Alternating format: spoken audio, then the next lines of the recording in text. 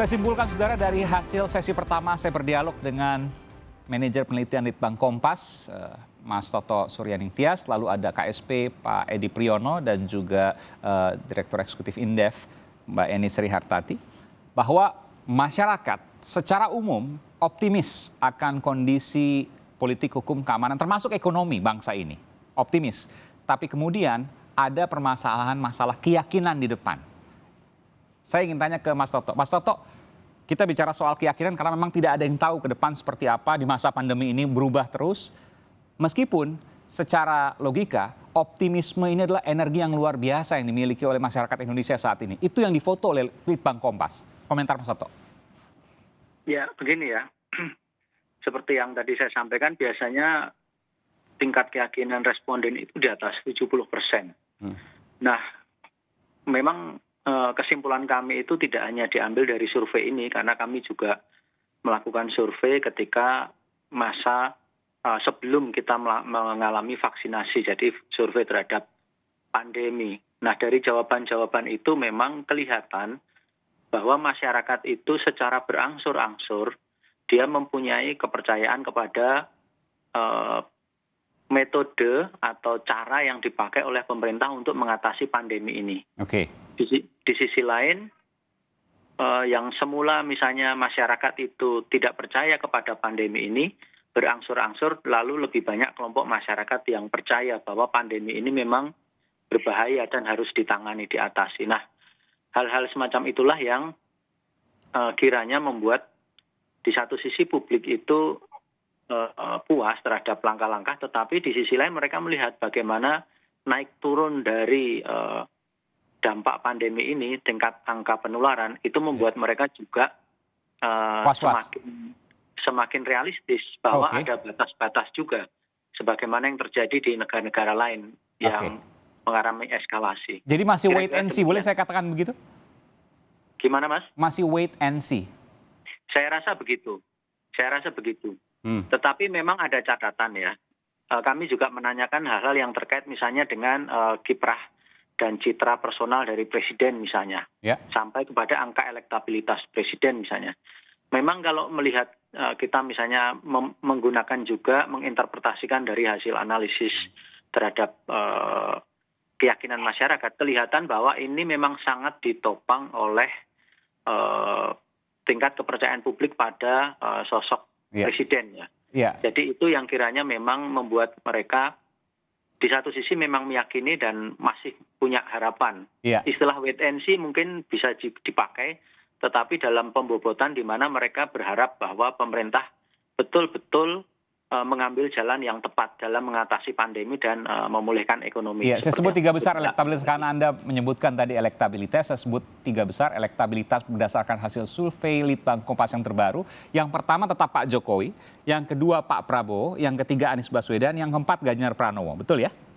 Iya, dan itu anomali juga, karena biasanya di dalam, kita kan sudah sekitar 1,5 tahun ya sejak pengangkatan itu biasanya grafiknya menurun, ini malah meningkat.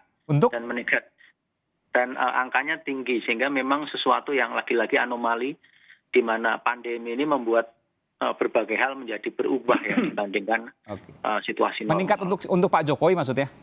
Iya. Satu sosok itu saja? Iya. Baik. Dan ini kemudian inline ya, paralel dengan hasil survei kepuasan. Mbak Eni, sejukah Anda bahwa ini optimisme sesungguhnya energi yang luar biasa, meskipun keyakinan perlu dipupuk, keyakinan perlu kemudian diyakini agar energinya bisa keluar benar-benar? Betul. Jadi saya ada satu persepsi mengenai tadi Mas Aiman, mengenai antara kepuasan atau optimisme dengan keyakinan. Jadi tadi optimisme tadi ini kepuasan terhadap kinerja, artinya masyarakat memberikan apresiasi terhadap kinerja pemerintah, tetapi kenapa kok belum yakin penuh? Ini ada persoalan kepuasan terhadap bidang ekonomi. Tadi Mas Aiman lupa bahwa survei dari Litbang Kompas untuk kepuasan ekonomi itu hanya 57,8. Turun, betul ya? Sehingga itu yang menjadi problem di keyakinan, karena sebenarnya masyarakat sudah mulai percaya dan mengapresiasi misalnya langkah-langkah dari pemerintah, tetapi problem pemulihan ekonomi dan persoalan ekonomi yang dirasakan oleh masyarakat ini masih terasa betul, kira-kira begitu bahasanya. Meskipun kalau kita bandingkan dengan tahun lalu saat awal-awal COVID, ini jauh berbeda. Sudah mengalami perbaikan. Jadi tadi Pak Edi betul, sudah ada peningkatan mengenai PMI, Manufacturing Index, ya. Tetapi tingkat kapasitas atau utilitas produksi di sektor-sektor real kita ini masih relatif stagnan. Jadi kalau PMI-nya tadi sudah di atas 50, tapi kapasitas ya kan ini jauh sekali. Tadinya kan PMI ini 40-an. Yeah. Nah ini sudah di atas 50, sudah mulai membaik, iya. Tetapi tingkat utilisasi atau kapasitas produksi ini rata-rata masih di bawah 60%. Nah ini yang tadi saya bilang, ini yang punya dampak langsung terhadap optimisme masyarakat terhadap ketersediaan lapangan. Oke, baik. Pak Edi, optimisme sudah bagus, tinggal keyakinan yang dipupuk. Apa resep pemerintah untuk memupuk keyakinan publik? Ya, ini juga satu hal yang kita mesti tangani secara hati-hati ya. Di satu sisi kita semua termasuk pemerintah juga optimistik, tapi di sisi lain kita memang harus hati-hati. Itulah mengapa kebijakannya juga tidak tegas kan. Kan Presiden selalu menyampaikan harus ada keseimbangan antara rem. Tidak semua orang setuju dengan ini, tapi itulah pendekatan yang dilakukan oleh pemerintah sekarang. Contohnya adalah larangan mudik. Ini adalah salah satu upaya pemerintah untuk tidak terlena. Jadi karena Bapak Presiden sudah menyampaikan terakhir tadi pagi waktu pembukaan Musrembang Bangnas itu ya, itu kan menyampaikan bahwa kuncinya adalah penanganan COVID. Nah, jadi kita memang dihadapkan pada situasi yang memang belum pasti. Oleh karena itu, katakanlah ketidakyakinan sebagian dari masyarakat ini bisa dipahami karena memang situasinya memang tidak bisa dipastikan. Apalagi kalau melihat India begitu ya? Betul gitu. Nah, kita melihat apa yang terjadi di negara lain khususnya India. Jadi pemerintah sangat berhati-hati. Jadi bukan hanya pemerintah, tapi konteksnya kalau pemerintah bukan tidak yakin ya. Konteks dari pemerintah adalah kita berhati-hati, lebih baik agak pelan sedikit, tetapi nanti kita aman sampai di tujuan daripada kita ngegas. Kemudian nanti kita harus ngerem dalam-dalam karena COVID-nya melonjak, itu yang tidak diinginkan. Jadi pemerintah sebenarnya bersikap optimis tapi tetap hati-hati. Boleh nggak saya katakan bahwa pertaruhan kepuasan pemerintah itu akan terlihat nanti pasca Lebaran? Apakah ada kenaikan yang signifikan dari mudik ini atau tidak?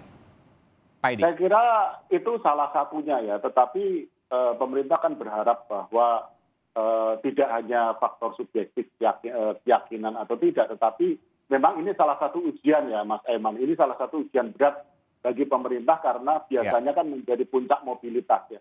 Kalau kita bisa mengendalikan mobilitas, bukan menghilangkan ya, tidak bisa dihilangkan mobilitas. Bisa dikendalikan, maka kita untuk selanjutnya kita kok yakin bahwa kita akan semakin baik. Menjalani COVID dan pada akhirnya pemulihan ekonomi terus berjalan dan kita harapkan semakin mendekati ke pemulihan. Baik, terakhir Mbak Eni singkat saja, betulkah kemudian pertaruhan nanti habis Lebaran? Ya, saya setuju. Jadi pertaruhannya itu adalah ketika pemerintah sudah menetapkan larangan mudik, benar nggak nanti setelah habis Lebaran itu kurva penularannya benar-benar melandai? Karena saya ada kecenderungan ini orang dilarang mudik, tetapi di Jakarta kemarin Tanah Abang, di pusat-pusat perbelanjaan segalanya, ini kan prokesnya juga terbata-bata gitu kira-kira kan. Nah itu pertaruhannya. Apa yang terjadi jika kenaikannya tinggi nanti, angka COVID misalnya? Kita tentu tidak mengharapkan hal itu. Ya yang pasti kalau ada peningkatan penularan lagi dengan sendirinya, ya dengan sendirinya pasti ini akan mempunyai dampak pemulihan ekonomi. Kan harus nanti ada episode ke-6 lagi untuk bukan cuman pembatasannya mungkin justru akan ditingkatkan lagi kalau terjadi peningkatan kasus penularan COVID. Ya, mudah-mudahan tidak terjadi dan mudah-mudahan tidak terjadi. Ya, dan kita semua bisa menjaga protokol kesehatan sehingga kita semakin optimis dan juga meningkatkan keyakinan untuk kemudian bangkit lagi di depan untuk seluruh masyarakat Indonesia termasuk juga dunia ekonomi, sektor real, termasuk juga yang lain. Terima kasih Mbak Eni Sirastati Direktur Eksekutif Indef, kemudian ada Pak Edi dari KSP, dan Mas Toto Suryaning Tias dari Litbang Kompas. Terima kasih, selamat malam, salam Terima sehat kasih, selalu. selamat malam.